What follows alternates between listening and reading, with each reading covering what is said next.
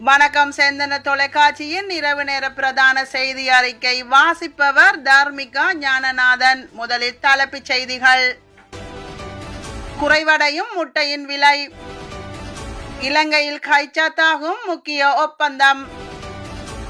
யாழில் இடம்பெற்ற விபத்தில் இளைஞன் பலி. சிவனொளிபாத மலையில் அதிகரித்த யாத்ரிகர்கள். சாமர சம்பத் அதிகாரிகளிடம் விடுத்த கோரிக்கை. நாளை முதல் மானிய முறையில் உரம். தலைமன்னாரில் மிகுந்த கஞ்சா பொதிகள். புனர்வாழ்வு பெற்று வந்த இளைஞன் உயிரிழப்பு. பல்கலைக்கழக மாணவர்கள் ஆர்ப்பாட்டம். ஆசிரியர் ஒருவர் பிணையில் விடுதலை. இனி தொடர்பான விரிவான செய்திகள். சந்தையில் இந்நாட்களில் முட்டையின் விலை குறைவடைந்துள்ளதாக நுகர்வோர் அதிகார சபை தெரிவித்துள்ளது. ஒரு முட்டையின் விலை 25 முதல் 30 வரை விற்பனை செய்யப்படுவதாக தெரிவிக்கப்படுகின்றது. அதன் காரணமாக கோழிப்பண்ணை உரிமையாளர்கள் பெரும் அசௌகரியங்களுக்கு முகம் கொடுத்து வருவதாக கூறுகின்றனர். மேலும் ஒரு முட்டையின் விலையை குறைந்தபட்சம் 10 ரூபாவால் உயர்த்த வேண்டும் என கோழிப்பண்ணை உரிமையாளர்கள் கோரிக்கை விடுத்துள்ளனர். இந்திய பிரதமர் நரேந்திர மோடியின் இலங்கை விஜயத்தின் போது பாதுகாப்பு ஒத்துழைப்புக்கான கட்டமைப்பு ஒப்பந்தம் ஒன்று கைச்சாத்திட உள்ளதாக இந்தியா ஊடக செய்தி வெளியிட்டுள்ளன. இலங்கை உணவகம் இது 1987 ஆண்டு இந்திய அமைதி காக்கும் படையின் தலையீட்டுக்கு பின்னர் கைச்சாத்திடப்படும் முதலாவது பாதுகாப்பு தொடர்பான ஒப்பந்தமாகும் என இந்திய ஊடகம் ஒன்று தெரிவித்துள்ளது. அத்துடன் இலங்கையின் பொருளாதார மீட்சிக்கு ஆதரவளிக்கும் முயற்சிகள் தொடர்பான உடன்படிக்கையும் இந்திய பிரதமரின் இலங்கை விஜயத்தின் போது கைச்சாத்தாகும் என தெரிவிக்கப்பட்டுள்ளது. யாழ்ப்பாணம் சுன்னாகம் கந்தரோடை பழனி கோவிலடி பகுதியில் இன்றைய தினம் இடம்பெற்ற மோட்டார் சைக்கிள் விபத்தில் இளைஞர் ஒருவர் உயிரிழந்துள்ளார். சிவராச பிரவீன் என்ற வயது 19 இளைஞனே இவ்வாறு உயிரிழந்துள்ளார். குறித்த இளைஞன் செலுத்தி வந்த மோட்டார் சைக்கிளானது இன்னொரு மோட்டார் சைக்கிளுடன் மோதி விபத்து சம்பவித்துள்ளது. இந்த விபத்தில் மேலும் ஒருவர் சிக்கிய நிலையில் சிறு காயங்களுடன் உயிர் தப்பியுள்ளார். சிவனொளிபாத மலைக்கு செல்லும் யாத்ரிகர்களின் எண்ணிக்கை அதிகரித்ததால் நல்லதண்ணி சிவனொளிபாத மலை வீதியில் கடும் வாகன நெரிசல் ஏற்பட்டுள்ளதாக நல்லதண்ணி போலீசார் தெரிவித்துள்ளனர். பாடசாலை விடுமுறை நாட்கள் மற்றும் வார இறுதி காரணமாக வெள்ளிக்கிழமை காலை முதல் கணிசமான எண்ணிக்கையான யாத்ரிகர்கள் சிவனொளிபாத மலைக்கு செல்கின்றனர். இதனால் ஏற்படும் கடும் வாகன நெரிசல் காரணமாக யாத்ரிகர்கள் ஒரே இடத்தில் நீண்ட நேரமாக காத்திருக்க வேண்டியுள்ளது. நல்லதண்ணியில் அமைந்துள்ள 4 வாகன நிறுத்துமிடங்களும் யாத்ரிகர்களை ஏற்றிச் செல்லும் பேருந்துகளால் நிரம்பி வழிகின்றன. இதன் காரணமாக நல்லதண்ணி மஸ்கெலியா வீதியின் இருபுறமும் ஏனைய வாகனங்களை நிறுத்தி வைக்க வேண்டிய கட்டாயம் ஏற்பட்டுள்ளது. பாராளுமன்ற உறுப்பினர் சாமர சம்பத் தசநாயக்கா கொழும்பு சிறைச்சாலை அதிகாரிகளிடம் வெளியில் இருந்து உணவு கொண்டு வர அனுமதிக்குமாறு எழுத்துப்பூர்வ கோரிக்கை விடுத்துள்ளார். விளக்கமறியலில் வைக்கப்பட்டுள்ள கைதிகளுக்கு வழக்கமாக வழங்கப்படும் வசதிகள் பாராளுமன்ற உறுப்பினர் சாமர சம்பத் தசநாயக்காவுக்கும் வழங்கப்பட்டுள்ளதாக கூறப்படுகின்றது.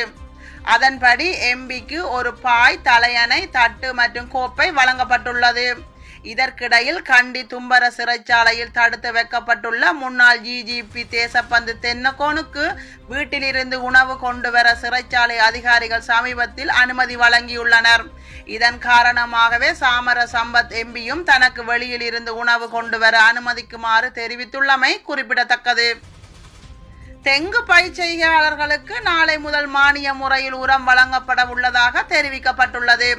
ரஷ்யாவினால் நன்கொடையாக வழங்கப்பட்ட 27,500 மெட்ரிக் டன் உரத்துடன் யூரியாவை கலந்து தெங்கு பயிர்ச்செய்கைக்கான உரம் தயாரிக்கப்பட்டு வருவதாக அரச உர நிறுவனம் அறிவித்துள்ளது. சந்தையில் 9,000 ரூபாய்க்கு விற்பனை செய்யப்படும் 50 கிலோகிராம் உர மூடியை 4,000 ரூபாய் மானிய விலையில் விற்பனை செய்வதற்கு எதிர்பார்த்துள்ளதாக பெருந்தோட்ட மற்றும் சமூக உட்கட்டமைப்பு அமைச்சு அறிவித்துள்ளது. தலைமன்னார் மணல் திட்டு 1 மற்றும் 2க்கு இடைப்பட்ட கடற்பரப்பில் மிதந்து கொண்டிருந்த சுமார் 124 கிலோ 392 கிராம் எடையுள்ள கேரள கஞ்சா பொதிகள் கடற்படையினரால் கைப்பற்றப்பட்டுள்ளன. கடற்படையினரால் நேற்று மேற்கொள்ளப்பட்ட சோதனை நடவடிக்கையின் போதே இந்த கேரள கஞ்சா பொதிகள் கைப்பற்றப்பட்டுள்ளன.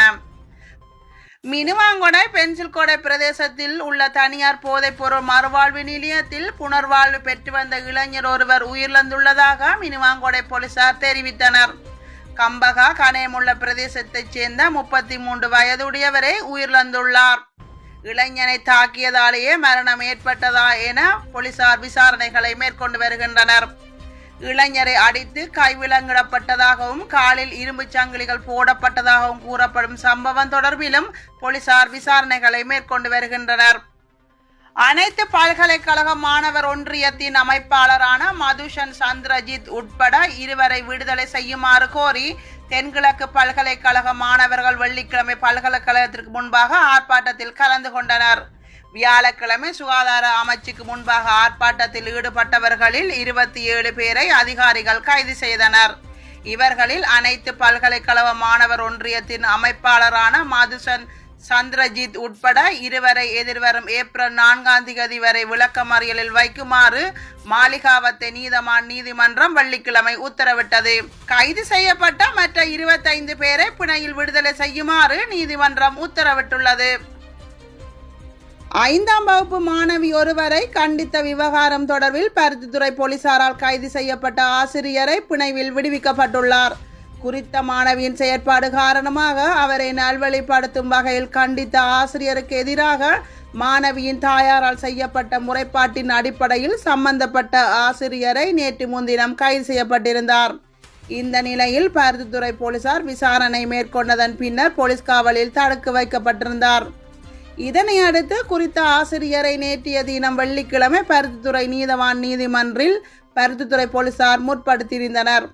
வழக்கை விசாரித்த நீதிமன்ற நீதவான் கிருஷாந்தன் பொன்னுத்துறை குறித்த ஆசிரியரை 1 ஆள் பிணையில் விடுவித்து உத்தரவிட்டதுடன் வழக்கு விசாரணையினை வரும் டிசம்பர் 5 ஒத்திவைத்தார். இத்துடன் செந்தன தொலைக்காட்சியின் இன்றைய இரவு நேர பிரதான செய்திகள் யாவும் நிறைவு பெறுகின்றன. மீண்டும் எமது பிரதான செய்தி அறிக்கை நாளை இரவு 8 மணிக்கு எதிர்பாருங்கள். வணக்கம்.